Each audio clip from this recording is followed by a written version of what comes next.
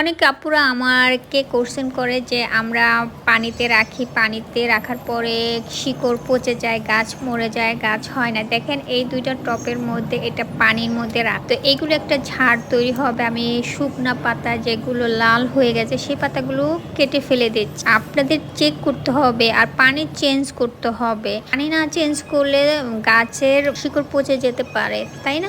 অনেকদিন পানি হয়ে যায়, পানিতে দুর্গন্ধ তৈরি হয়, সেক্ষেত্রে পচে যাবে। দেখেন এটা মাটির মধ্যে পাতা হয়েছে। অনেকে বলে যে ঘরে রাখলে পাতা ছোট হয়ে যায়। হ্যাঁ, রাখলে ছোট হয়ে যায়, কারণ আপনি যেখানে রাখতেছেন সেখানে রৌদ্রের আলো বা বাতাস পড়ছে না, অন্ধকারের মধ্যে রেখে দিচ্ছেন, সেই সব ঘরের মধ্যে ডাল হবে কিন্তু পাতা হবে না। আর আমি ভালো করে চেক করছি, যেহেতু পানি জমে না থাকে, যেহেতু ডেঙ্গু মশার সিজন, ডেঙ্গু হতে পারে। আর অনেক আপুরা জিজ্ঞেস করছে হোয়াইট রঙের টবগুলো আমি কোথা থেকে নিচ্ছি। যেখানে মানি প্লান্ট গাছ সেল হয় সেখানে পাবেন, যেখানে শুকনো গাছ ফুল পাওয়া যায় সেখানেও পাবেন।